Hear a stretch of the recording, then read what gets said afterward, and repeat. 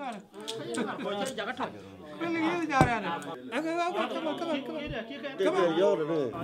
I left Sudan, it was 1985 when I was a small kid. And then that's a time a lot of refugees from South Sudan get very lost. They don't know where to go. They can't go back to South Sudan, where South Sudan is so much divided on the war, and the war is still very bad at that time. On that journey, we are like 32,000 young boys. That when I walked there for 6 months to get to the refugee camp.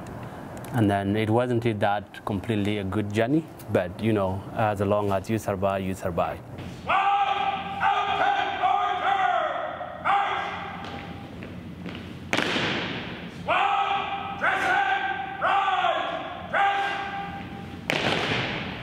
He's always wanted to be a police officer. That was his ambition. So fortunately, this program came to fruition a couple of years ago, and he was selected.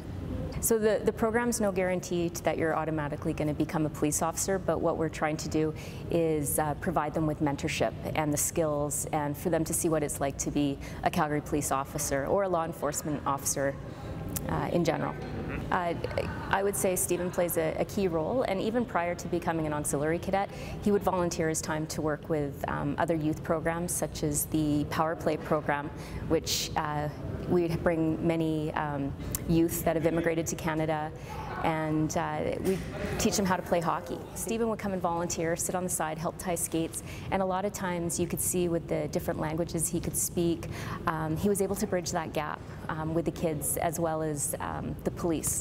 And so he's been a huge asset, but also he's just so humble, and he treats everybody as equals and with respect. The thing is, he doesn't want to lose who he is and where he comes from.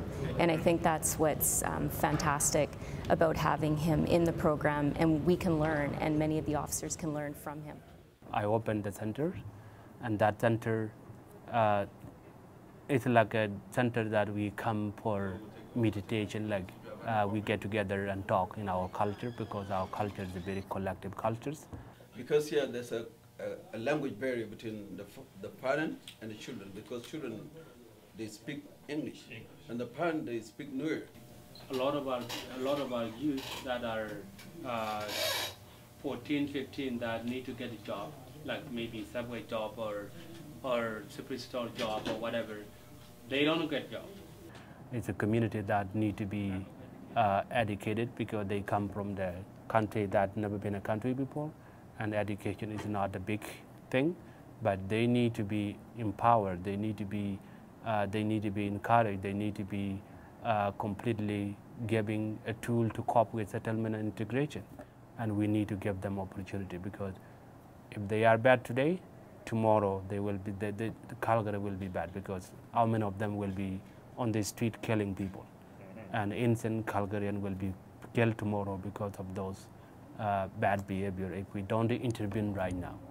But if we don't help them this time, tomorrow, you could quote me on that, they will be bad.